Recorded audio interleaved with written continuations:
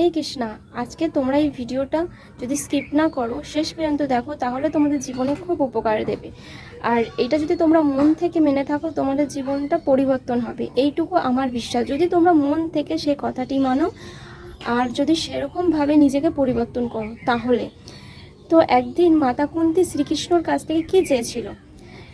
একদিন মহাভারত কুরুক্ষেত্র যুদ্ধের শেষে শ্রীকৃষ্ণ বিদায়পূর্বক মাতা কুন্তী দেবীকে শ্রীকৃষ্ণ বলল যে, পিসি তুমি আজকে বর চাও, তুমি যা চাইবে আমি তোমাকে তাই দেব।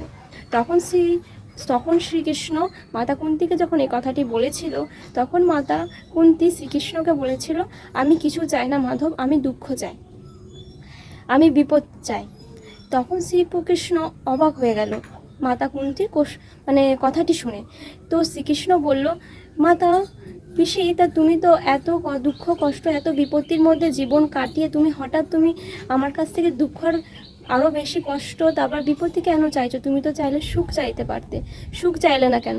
তখন মাতা কুন্তী শ্রীকৃষ্ণকে বলেছিল যে, দেখো, আমি জীবনে যখনই বিপদে পড়েছি, হাজার খারাপ পরিস্থিতির মধ্যে তুমি আমার সাথে ছিলে, হাজার দুঃখ কষ্টর সাথে তুমি আমার সাথে ছিলে শ্রীকৃষ্ণ মাধব।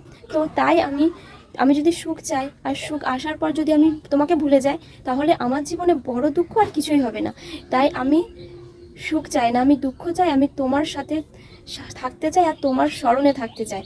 তো আর তোমাকে আমার নয়নে আবৃত্তি করে রাখতে চাই।